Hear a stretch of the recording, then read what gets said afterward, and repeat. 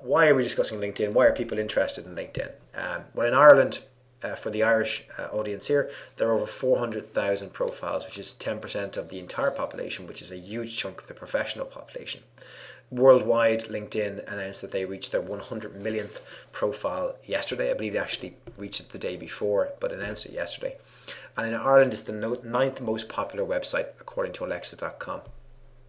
One of the great things about LinkedIn is it is free, or at least you have an option to have a free look at the database and search it.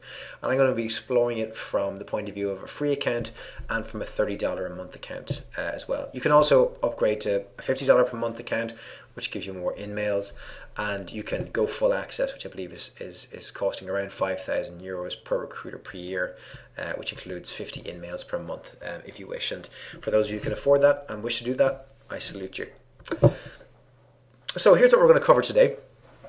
First of all, I'm going to talk about some of the profile privacy changes that have come about on LinkedIn, and give you perhaps my opinions on what it means and what it doesn't mean going forward.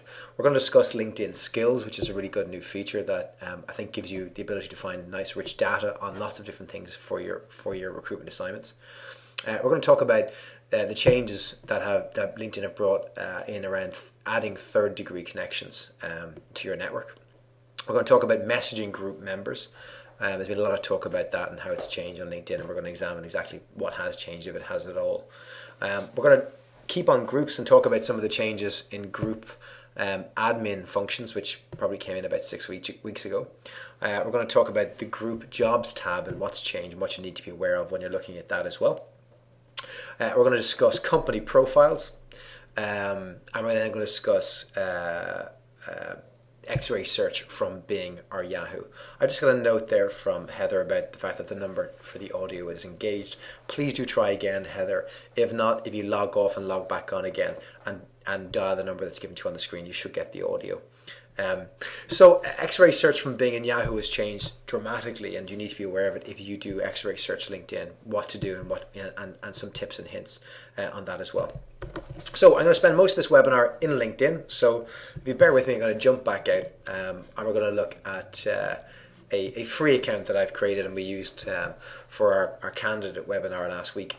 And this account that I've set up, I set up last week. It's free, and I added one connection, which was myself, which has given me access to a huge network. It's claiming around 250,000 people, which I guess hammers home the importance of adding people who are very, very well networked. Bear with me 1 second. It's a couple of people can't get in on the phone line. Logging in again. Sorry for those of you who can't access the audio. Please try and use your computer. It's always going to be better. There are problems with the phone line. There's a lot of people trying to call in the phone line to get the sound on this. So please bear with us. If you cannot get the sound, do not worry. All of those of you who have logged into this webinar will be sent a live recording of this. So this is a basic account. It's a free account with one connection, giving me minimal access to, well, it says 250,000 professionals. My personal account, as I said, is the $29 a month account, and I absolutely advocate having some sort of paid account because there are lots of benefits in terms of the time that you would waste otherwise and the in-mails you can use. I don't really see the need for a €5,000 a year account, but I've been doing this for several years, and I teach people how to Boolean source and so on and so forth. So perhaps I have an advantage over others, and there is a very good reason for lots of the people to have a paid account. So what we're going to try and cover first is some of the changes around profiles. And I'm going to edit the profile I've set up here and show you what the changes are.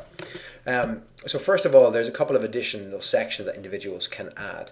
And one is, if you go to anyone's profile and go to edit profile, you can go down to this new add sections area. And this add section is going to be quite interesting. You can now add certifications. So you can add certification that you are a public accountant, for example, or a chartered accountant.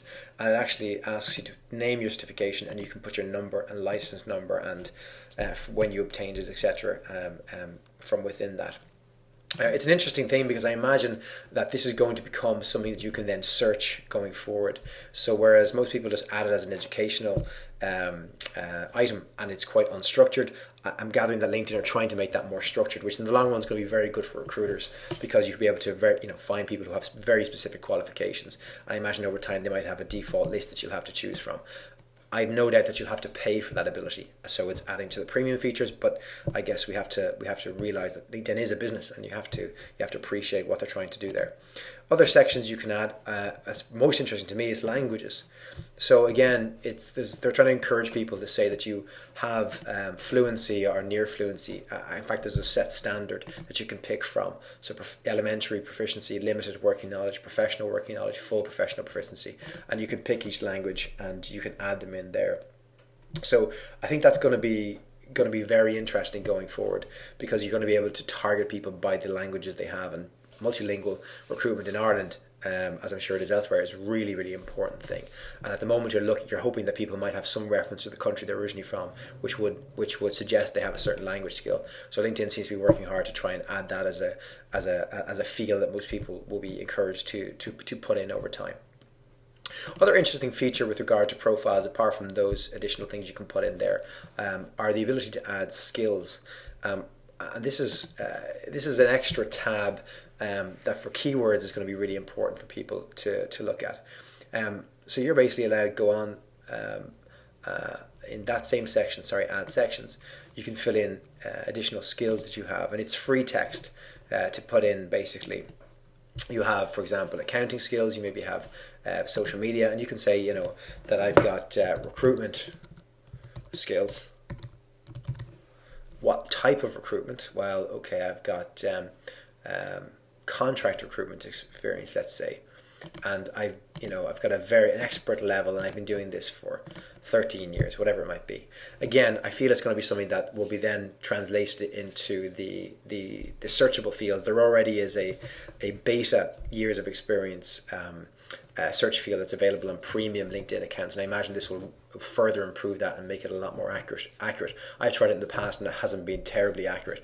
I've no doubt that this will really help that experience. So it's a real benefit, and hopefully people are going to actually add this to their profiles in greater numbers as LinkedIn goes to 200 million, 300 million, so on and so forth. So it's going to be really nice.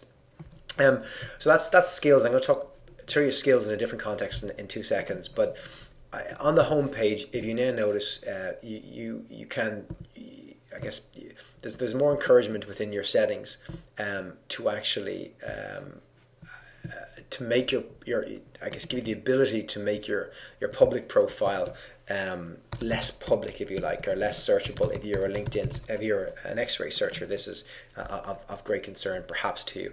As we had a lot of talk about, this is going to be terrible, and the days of X-ray searching LinkedIn are over, and I think it's far from that. So your privacy controls when you go into your account settings are quite obvious now. So you can basically select who can see you and when they can see you, which is okay. It's interesting. Are people actually going to click into their settings under here, go find their activity feed and say this is who can see me and who cannot see me, and change my profile photo and visibility? I don't really think so. They haven't done it before. There's not as much as a backlash as there is on Facebook about privacy on LinkedIn, so I don't see it as being a huge issue. So I'm not getting too hung up on it. I think a tiny percentage might block their profile from being available on Google and Bing for people to search, but there's going to be millions more that will be available. So I think there's plenty there for people to look at.